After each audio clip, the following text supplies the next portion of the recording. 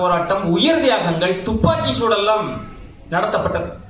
நாம் நினைத்துக் கொண்டிருக்கிறோம் தெற்கெல்லை போராட்டம் என்றால் அது கன்னியாகுமரியை மீட்டெடுப்பதற்காக நடந்த போராட்டம் என்று. இல்லை, நான் சொன்னது போல் 9 தாலுகாக்களை மீட்டெடுப்பதற்கான போராட்டம்.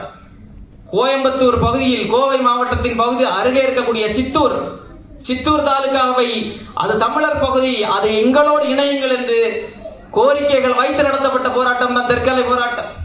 தேவிகுளம் பீர்மேடு தாலுகா, தேவிகுளம் தாலுகா உங்கள் எல்லோருக்கும் தெரியும். மூணாறு பகுதி, அது ஒரு சர்வதேச சுற்றுலா தலம், நீங்கள் எல்லோரும் போயிருப்பீர்கள். அந்த மூணாறு இருக்கக்கூடிய பகுதி தேவிகுளம் தாலுகா. அங்கே தமிழர்கள் பெரும்பான்மையாக இருக்கிறார்கள். இன்றைக்கும் தமிழர்கள் பெரும்பான்மையாக தேவிகுளம் தாலுகாவில் இருந்து வருகிறார்கள். அந்த தேவிகுளம் தாலுகா எங்களுக்கு சொந்தம் என்று நடந்த போராட்டம் தான் தெற்கெல்லை போராட்டம். பீர்மேடு பகுதி, பீர்மேடு தாலுகா, தமிழ்நாட்டினுடைய மிகப்பெரிய சிக்கல்களில் ஒரு சிக்கலாக இருக்கக்கூடிய முல்லை பெரியாறு சிக்கல். முல்லை பெரியாறில் இன்றைக்கு முல்லை பெரியாற்றில் நாம் நமக்கான உரிமையை பெறுவதற்கு எவ்வளவு போராட்டத்தை நாம் இன்றைக்கு நடத்தி கொண்டிருக்கிறோம் என்பது எல்லோருக்குமே தெரியும், எல்லோருக்கும் தெரியும். இங்கிருந்து கன்னியாகுமரி மாவட்டத்தினுடைய மலைகள், திருநெல்வேலி மாவட்டம், தென்காசி மாவட்டத்திலிருந்து கனிம வளங்கள் எல்லாம் உடைத்து நொறுக்கப்பட்டு கேரளாவுக்கு கடத்தப்படுகிறது. விழிஞத்தில் அதானி கட்டக்கூடிய அதானியினுடைய துறைமுகத்திற்காக பல லட்சம் டன் கணக்கில் கற்கள் கொட்டப்படுகிறது. ஆனால் பதிலுக்கு அங்கிருந்து நம்முடைய உரிமையான, நாம் கேட்டுக்கொண்டிருக்கக்கூடிய நம்முடைய உரிமையான தண்ணீர் கூட வரல. அப்ப அந்த பீர்மேடு தாலுகா, முல்லை பெரியார் அணை இருக்கக்கூடிய பீர்மேடு தாலுகாவையும் கேட்டுத்தான் அன்றைக்கு நேசமணி நாடாளுமன்றத்திலும் முழங்கினார், தெற்கெல்லை போராட்டத்தையும் நடத்தினார். அப்ப நாம் 9 தாலுகாக்களை கேட்டோம். அந்த 9 தாலுகாக்களில் 4 தாலுகாக்கள் நமக்கு கிடைத்தது. அந்த 4 தாலுகாக்கள் கல்குளம், விளவங்கோடு, அகஸ்தீஸ்வரம், தோவாளை, இந்த 4 தாலுகாக்களையும் உள்ளடக்கி கன்னியாகுமரி மாவட்டம் உருவாக்கப்படுகிறது. மீதம் ஒரு செங்கோட்டை தாலுகா, இன்றைக்கு தென்காசி மாவட்டத்தினுடைய ஒரு பகுதியாக இருக்கிறது செங்கோட்டை. அந்த செங்கோட்டையினுடைய நிலப்பகுதி நமக்கு கிடைக்கிறது. காடு பகுதிகள் கேரளா வசம் செல்கிறது. 9 தாலுகாவில் 4 தாலுகாக்கள் மட்டும்தான் நமக்கு கிடைத்தது. மீதமுள்ள 4 தாலுகாக்கள் நமக்கு கிடைக்காமலே இருக்கிறது. இதுல நெய்யாற்றின்கரை பகுதி, நெய்யாற்றின்கரை, அங்கே ரொம்ப ஒரு பெரிய கொடுமை நடந்தது. நெய்யாற்றின்கரையில் மட்டுமல்ல, இங்கே வடக்கேயும் அந்த ஒரு கொடுமை நடந்தது. என்ன சிக்கல் என்றால், அன்றைக்கு வேணாடாகத்தான் இருந்தது நம்முடைய நிலப்பரப்பு. கன்னியாகுமரி நிலப்பரப்பு வேணாடாக இருக்கிறது. தமிழ் மன்னர்கள் தான் அதை ஆட்சி செய்கிறார்கள்.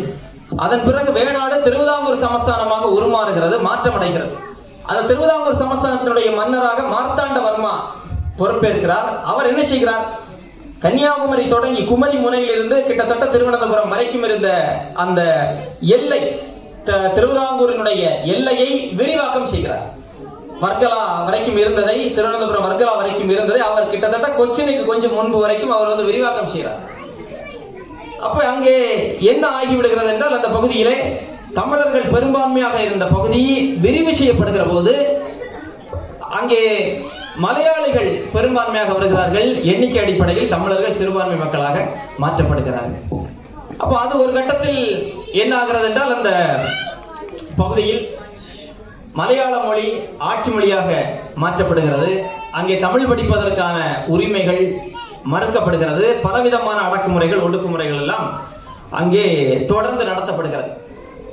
அப்ப இது எல்லாவற்றையும், இதிலிருந்து, இந்த அடக்குமுறை ஒடுக்குமுறைகளில் இருந்து மீண்டு வந்து நமக்கான உரிமைகளை நாம் பெற வேண்டும் என்று போராட்டத்தை நடத்துகிற போதுதான் இந்தியா முழுக்க மொழிவழி மாநிலங்களை உருவாக்க வேண்டும் என்கிற கோரிக்கைகள் எழுப்பப்பட்டு, அது குறித்த ஆய்வு செய்வதற்கான குழுக்கள் எல்லாம், எல்லை மறுசீரமைப்பு குழுக்கள் எல்லாம் போடப்படுகிறது.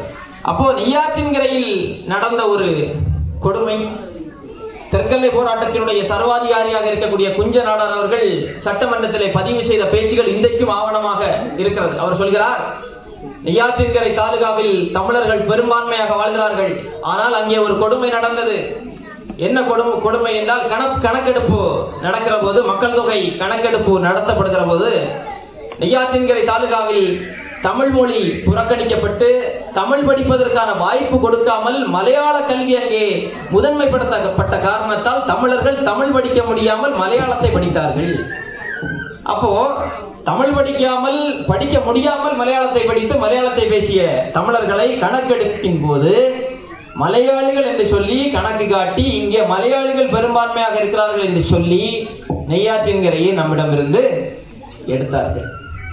இன்னைக்கு நெய்யாற்றின்கரை எனக்கு 31 வயது ஆகிறது. 30 ஆண்டு காலமாக இன்னைக்கு ஒரு பிரச்சனை இருக்கிறது. எப்படி முல்லை பெரியாற்றில் நம்முடைய உரிமை மறுக்கப்படுகிறதோ, எப்படி காவிரியில் நம்முடைய உரிமை மறுக்கப்படுகிறதோ, அதே போன்று 30 ஆண்டு காலமாக இந்த நெய்யாற்றின்கரையில் இருக்கக்கூடிய நெய்யாறு அணை இருக்கிறது. அந்த அணையில் 2 கால்வாய்கள் இருக்கிறது. நெய்யாறு வலதுகரை கால்வாய் ஒன்று இருக்கிறது. அது அந்த பகுதி கேரள பகுதிகளுக்கு, அந்த பகுதி மக்களுக்கு தண்ணீர் கொடுப்பதற்காக வந்தது. இன்னொன்று நெய்யாறு இடதுகரை கால்வாய் என்று ஒன்று இருக்கிறது.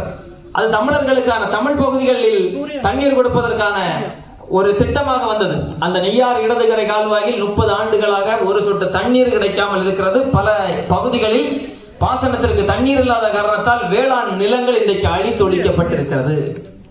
எல்லாவற்றுக்கும் காரணம் நாம் இழந்தோம். பல பகுதிகளை இழந்தோம். இருந்தாலும் பல பகுதிகளை நாம் மீட்டெடுக்கவும் செய்தோம். 1954 ஆண்டு ஆகஸ்ட் 11ஆம் நாள், உங்களுக்கு எத்தனை பேருக்கு தெரியும் என்று தெரியவில்லை. ஆகஸ்ட் 11, 1954 என்ன நாள்?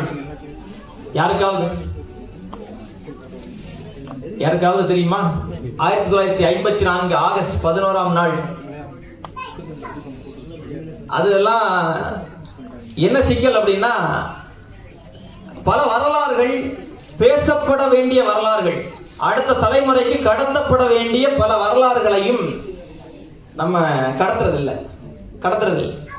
இந்தியாவினுடைய விடுதலை போராட்டம் எல்லோருக்கும் தெரியும்.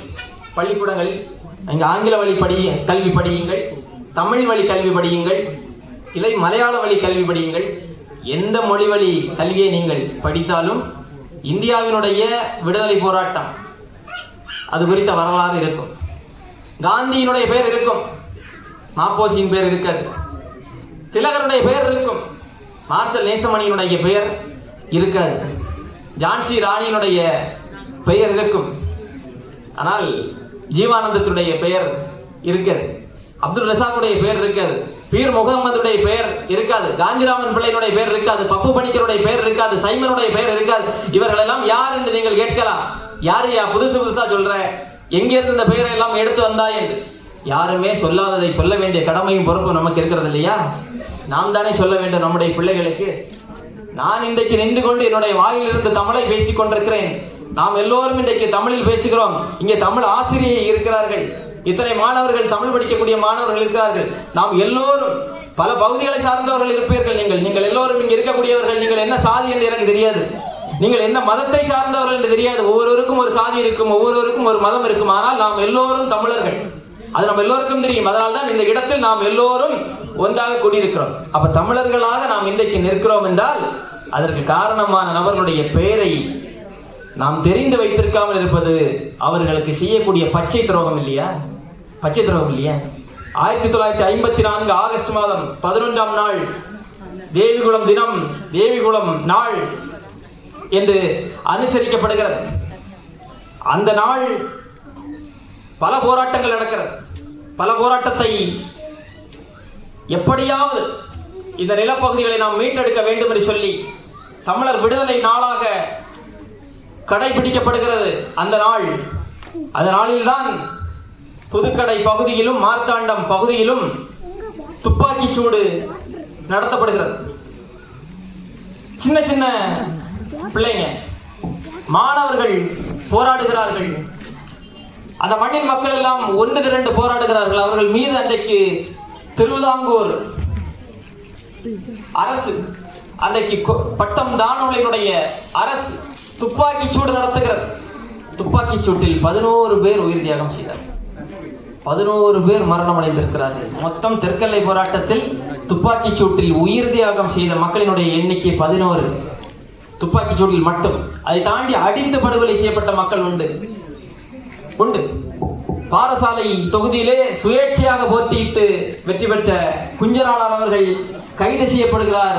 இரவோடு இரவாக கைது செய்யப்பட்ட அவருடைய உடலின் பல உறுப்புகள் இன்றைக்கு சிதைக்கப்பட்டிருக்கிறது. குஞ்சராளர் அவர்களுடைய மருமகள் அவர்களிடத்தில் சமீபத்தில் நான் உரையாடுகிற போது அவர் இந்த வரலாற்றை குறித்து, இந்த போராட்டத்தை குறித்து, குஞ்சநாடர் அவர்களுடைய பங்களிப்பை குறித்து பேசுகிற போது நமக்கு அவ்வளவு மெய்சில் இருக்கிறது. அவ்வளவு தியாகத்தை செய்து, அவ்வளவு அடக்குமுறை ஒடுக்குமுறைகள் எல்லாவற்றையும் தாண்டி ஏன் இவர்கள் இவ்வளவு நின்றார்கள், இவ்வளவு உயிர் கொடுத்து போராடக்கூடிய அளவிற்கு ஏன் அவ்வளவு முக்கியத்துவம் என்று பார்க்கிற போதுதான் தெரிகிறது ஒரு நிலத்தினுடைய தேவை என்ன, ஒரு நிலத்தில் வாழக்கூடிய மக்களினுடைய மொழிக்கான தேவை என்ன, ஒரு நிலத்தில் வாழக்கூடிய மக்களுடைய உரிமைக்கான தேவை என்ன என்று நமக்கு தெரிகிறது.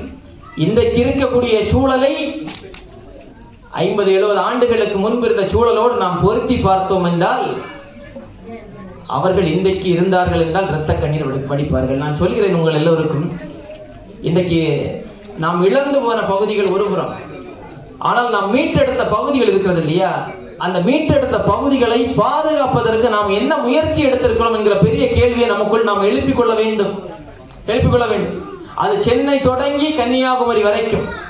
நான் ஏற்கனவே ஒரு செய்தியை பதிவு செய்தேன் உங்களுக்கு. கன்னியாகுமரி மாவட்டத்துடைய மலைகள் எல்லாம் உடைத்து நொறுக்கப்பட்டு கேரளாவுக்கு கடத்தப்படுகிறது என்று சொல்லி, இப்படி ஒன்று நடந்துவிடக் கூடாது என்றுதான் அன்றைக்கே நம்முடைய முன்னோர்கள் களத்தில் நின்று போராடி உயிர் தியாகம் செய்தார்கள். ஆனால் நம்மால் எதுவும் செய்ய முடியல. 80 லட்சம் டன் கற்கள் உடைத்து நொறுக்கப்பட்டு கேரள கடல்ல இருக்கு. மார்சல் நேசமணியும் அவரோடு சேர்ந்து நின்ற போராளிகளும் இன்றைக்கு இருந்திருந்தார்கள் என்றால் இரத்த கண்ணீர் வடித்திருப்பார்கள். இரத்த கண்ணீர். மேற்கு தொடர்ச்சி மலை உங்களுக்கு தெரியும் எவ்வளவு முக்கியத்துவம் வாய்ந்த மலைப்பகுதி மேற்கு தொடர்ச்சி மலை என்பது.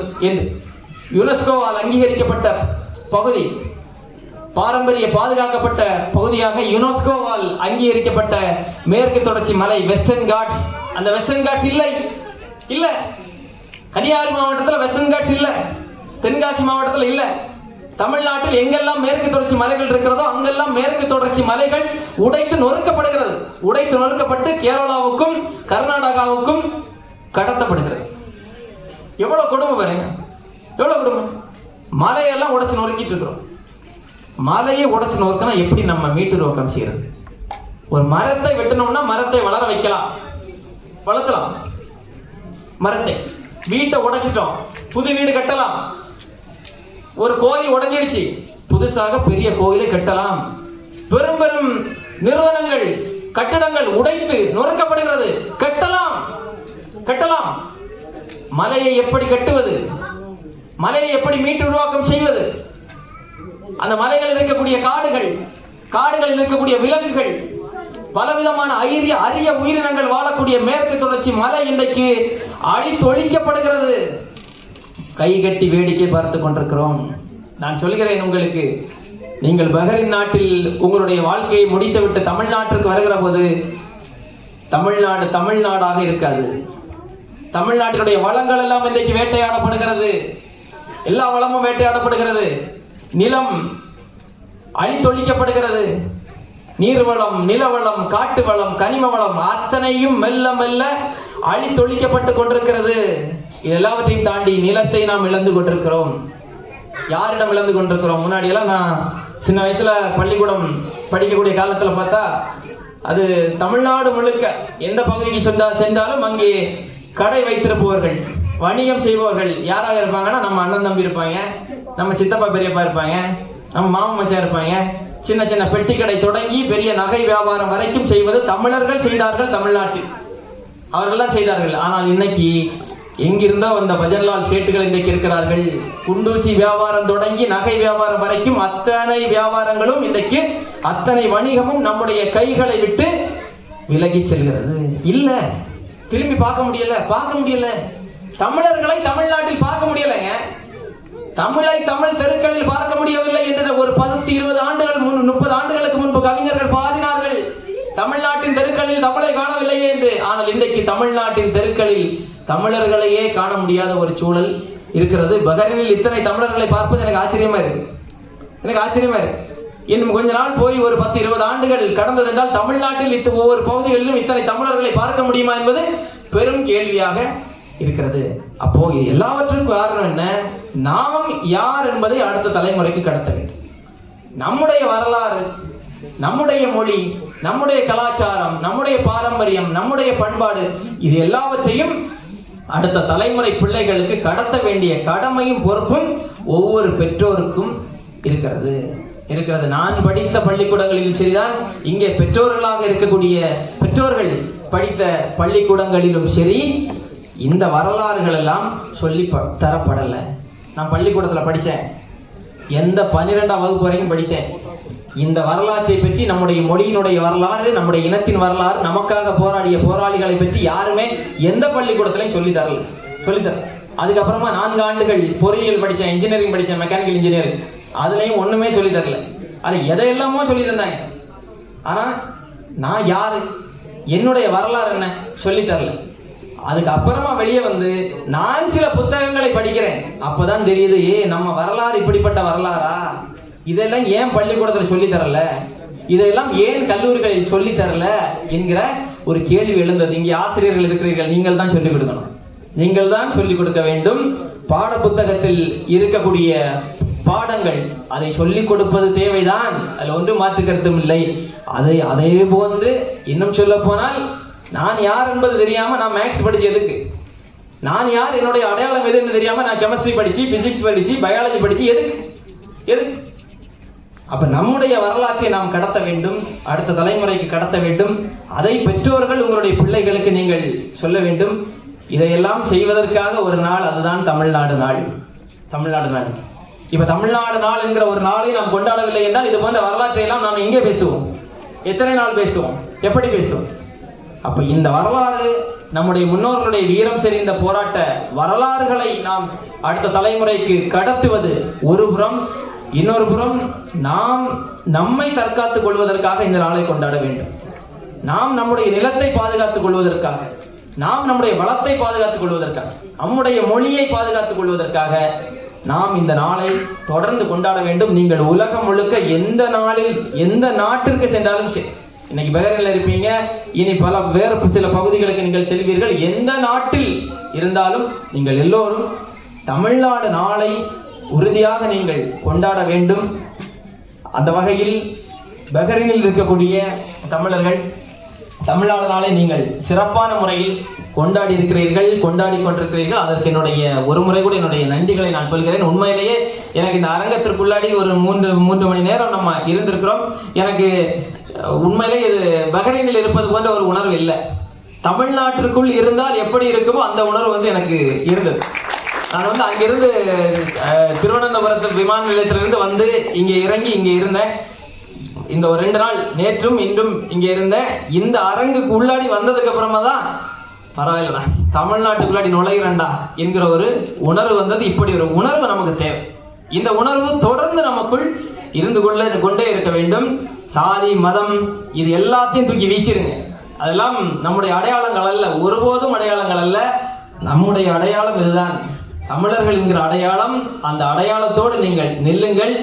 தாயகத்தில் நாங்கள் நிற்கிறோம் உங்களுக்காக, இங்கே நீங்கள் நில்லுங்கள் எங்களுக்காக. நீங்க கடல் கடந்து நிற்கிற காரணத்தால் நீங்கள் வேறு, நான் வேறு, நாம் வேறு அல்ல. இங்க ஒரு பிரச்சனை உங்களுக்குன்னா எங்க குரல் அங்கிருந்து வரும். அது என்ன பிரச்சனையாக இருந்தாலும் சரிதான், யாருக்கு பிரச்சனையாக இருந்தாலும் சரிதான், எங்களுடைய குரல் முதல் குரலாக ஒலிக்கும். உலகம் முழுக்க தமிழர்கள் எங்கெல்லாம் இருக்கிறார்களோ அந்த தமிழர்களுக்கு என்ன பிரச்சனை என்றாலும் முதல் குரலாக தாயகத்திலிருந்து எங்களுடைய குரல் இருக்கும். அதனால் நீங்கள் கவலைப்படாதீங்க, உறுதியாக இருங்க. நாம் ஒன்றாக இருக்க வேண்டும். நம்முடைய வெற்றி என்பது நம்முடைய ஒற்றுமையில் தான் இருக்கிறது. அந்த ஒற்றுமையை தொடர்ந்து நம்ம பேணி காக்க வேண்டும். செந்தமிழர் பாசறை பஹ்ரைனுடைய செயல்பாடுகள் மிகச்சிறப்பான முறையில் இருக்கிறது. செந்தமிழர் பாசறை பஹ்ரைன் மட்டுமல்ல, இன்னமும் இங்கே வளைகுடா நாடுகளில் இருக்கக்கூடிய செந்தமிழர் பாசறை நிறைய வேலைகளை செய்யறாங்க. உதாரணத்துக்கு நாங்க தாயகத்தில் இருக்கிற நேரத்தில் அங்கிருந்து நிறைய பேர் இங்க வேலைக்கு வருவாங்க. அதிலே பல மோசடிகள் நடக்கிறது. வேலை வாங்கி தரேன்னு சொல்லி ஏமாத்திக்கிட்டு, உங்களுக்கு நல்ல நிறுவனத்தில் வேலை வாங்கி தருகிறேன் என்று சொல்லி அங்கங்கே பாலைவனத்தில் கொண்டு போய் ஒட்டகம் மேய்க்க விடுறது தொடங்கி பல மோசடிகள் எல்லாமே நடக்கிறது. அப்போ இது போன்ற மோசடிகள் நடக்கிற போது அங்கிருக்கக்கூடிய நபர்கள் நம்மை நாடுகிற போது இங்க எந்த தொடர்புமே நமக்கு இல்லாமல் இருந்தா ஒண்ணும் செய்ய முடியாது. ஆனால் இப்போ என்ன, நமக்கு ஒரு பெரிய ஒரு வாய்ப்பாக என்ன இருக்கிறது என்றால், செந்தமிழர் பாசறை உலகம் முழுக்க இருக்கிறது. அப்ப தாயகத்தில் யாருக்கு இந்த நிலத்தில் என்ன பிரச்சனை என்றாலும் உடனடியாக செந்தமிழர் பாசறை நிர்வாகிகளை நம்ம தொடர்பு கொள்றப்போ இங்கே பாதிப்புக்குள்ளாகக்கூடிய மக்களை உடனடியாக மீட்டெடுத்து தாயகத்திற்கு அனுப்பக்கூடிய பணிகளாக இருக்கட்டும். அதே போன்று பல விபத்துகள் நடக்கும். இங்கே விபத்துகளில் மரணம் அடைந்திருப்பார்கள். அவர்களுடைய அந்த உடலை தமிழ்நாட்டிற்கு எடுத்துட்டு வர முடியாம இருக்கும். அப்ப அது போன்ற உதவிகளாக இருக்கட்டும், பல உதவிகளை தொடர்ந்து நீங்கள் செந்தமிழர் பாசறை செய்து கொண்டிருக்கிறீர்கள். அந்த வகையில் செந்தமிழர் பாசறை வளைகுடா நிர்வாகிகளுக்கும் செந்தமிழர் பாசறை பஹ்ரைன் நிர்வாகிகளுக்கும் மனம் நிறைந்த நன்றிகளை வாழ்த்துக்களை தெரிவித்துக் கொள்கிறேன். ஒருமுறை கூட இங்கே கூடியிருக்கக்கூடிய எல்லோருக்கும், அனைத்து தாய் தமிழ் உறவுகள் தமிழர்கள் அனைவருக்கும் என்னுடைய மனம் நிறைந்த தமிழ்நாடு நாள் வாழ்த்துக்களை தெரிவித்துக் கொள்கிறேன். வாய்ப்பளித்தமைக்கு நன்றி.